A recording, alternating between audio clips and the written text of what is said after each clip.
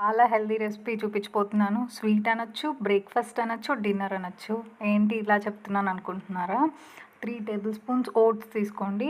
ఒక చిన్న glass milk తీసుకోండి. బాగా ఇప్పుడే కాగబెట్టిన మిల్క్ వేడి వేడిగా ఉన్న దాంట్లో మనం ఓట్స్ నానబెట్టుకోవాలన్నమాట 10 మినిట్స్. 10 మినిట్స్ అయ్యాక స్టవ్ ఆన్ చేసి అలా మరిగించాలి ఓట్స్ నానే వరకు.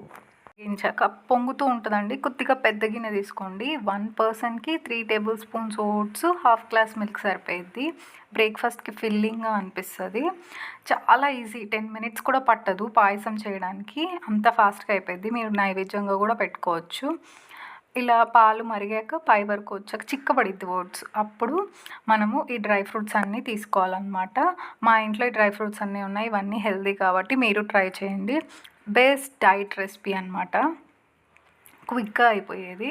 మనము ఎప్పుడైనా నానబెట్టుకోవడం మర్చిపోయినప్పుడు ఇలా ట్రై చేయొచ్చు. సన్‌ఫ్లవర్ సీడ్స్, పుచ్చిపప్పులు, వాల్‌నట్స్, జీడిపప్పులు ఉన్నవన్నీ డ్రై ఫ్రూట్స్ వేసేసుకోవాలి. ఇందులో ఇప్పుడు స్వీట్‌నెస్ కోసం డేట్స్, అంజీరు అన్నీ వేసాను కాబట్టి అంత ఎక్కువ హనీ పట్టదు. కానీ మన సాటిస్ఫాక్షన్ కోసం స్వీట్ కావాలి కదా! అందుకని కొద్దిగా హనీ వేసాననమాట. చాలా టేస్ట్‌గా ఉంటుంది. వేడి వేడిగా తింటే చాలా బాగుంటుంది. చల్లగయ్యాక కొద్దిగా వేడి చేసుకొని తినండి. అలా అయినా తినేయొచ్చు, బాగుంటుంది. పైన మ్యూసిలీతో సర్వ్ చేసుకున్నాననమాట. చాలా డెలీషియస్‌గా ఉంది. టేస్ట్ చేసి కామెంట్